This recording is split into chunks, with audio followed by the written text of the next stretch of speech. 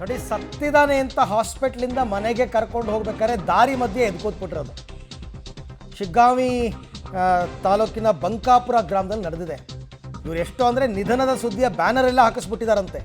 ಅದೇನೋ ಒಂದು ಡಾಬಾ ಹತ್ರ ಬಂದಾಗ, ಆ ಸತ್ತ ವ್ಯಕ್ತಿಯ ಫೇವ್ರೆಟ್ ಡಾಬಾ ಅಂತೆ ಆತ. ಆ ಡಾಬಾದ ಹತ್ರ ಬಂದಾಗ ಅವರೆಲ್ಲರೂ ಅಯ್ಯೋ ಇಲ್ಲೇ ಊಟ ಮಾಡ್ತಿದ್ದ ಅಂದಾಗ ಎಚ್ಚರ ಆಗ್ಬಿಟ್ಟಿರೋದು.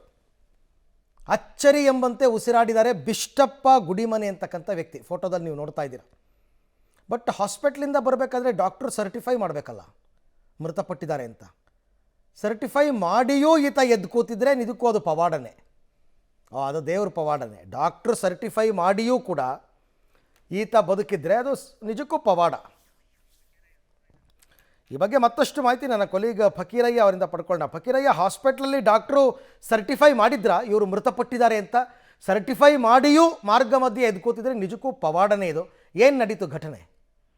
ಅರವಿಂದ್, ಒಂದ್ ರೀತಿ ಪವಾಡ ಅಂತಾನೆ ಹೇಳ್ಬೋದು. ಕಳೆದ 4 ದಿನಗಳಿಂದ ಬಹಳ ತೀವ್ರವಾಗಿ ಅಂದ್ರೆ ಕಾಮಾಲೆ ರೋಗದಿಂದ ಬಳ್ಳಿ ಏನು ಧಾರವಾಡದ ಖಾಸಗಿ ಆಸ್ಪತ್ರೆಯಲ್ಲಿ ವೆಂಟಿಲೇಟರ್ ಅಲ್ಲಿ ಚಿಕಿತ್ಸೆಯನ್ನ ಪಡ್ತಿದ್ರು. ಆದ್ರೆ ವೈದ್ಯರು ಕೈಚಲ್ಲಿ ಹೇಳಿದ್ರು, ಆದ್ರೆ ಮೃತಪಟ್ಟಿದ್ದಾರೆ, ನೀವು ತೆಗೆದುಕೊಂಡು ಹೋಗಿ ಅನ್ನೋ ಮಾತನ್ನ ಹೇಳಿರುವಂತದ್ದು. ಹೀಗಾಗಿ ಇದು ಹಾವೇರಿ ಜಿಲ್ಲೆ ಬಂಕಾಪುರ ಪಟ್ಟಣದಲ್ಲಿ ನಡೆದಿರುವಂತಹದ್ದು. ಬಿಷ್ಟಪ್ಪ ಗುಡಿಮನಿ ಅನ್ನೋದು 45 ವರ್ಷ, ಅವರಿಗೆ ಕಾಮಾಲೆ ರೋಗ ಆಗಿ ಆಸ್ಪತ್ರೆಗೆ ದಾಖಲಾಗಿದ್ರು.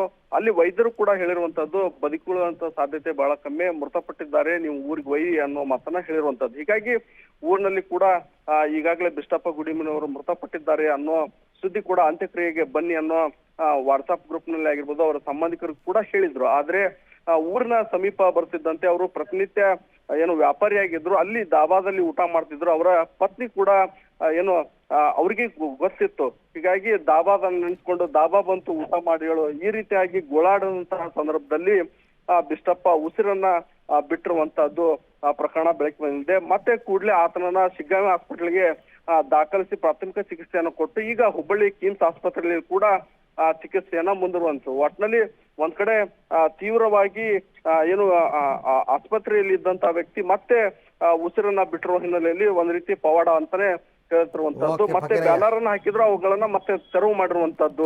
ಈಗ ಮಾಹಿತಿಗಾಗಿ ಧನ್ಯವಾದ ಫಕೀರಯ್ಯ. ನಿಜಕ್ಕೂ ಕೂಡ ಡಾಕ್ಟ್ರೇ ಹೇಳಿ ಮನೆಗೆ ಕರ್ಕೊಂಡೋಗಿ ಅಂತ ಹೇಳಿಯೂ ಕೂಡ ಗೊತ್ತಿಲ್ಲಪ್ಪ ಕೆಲವು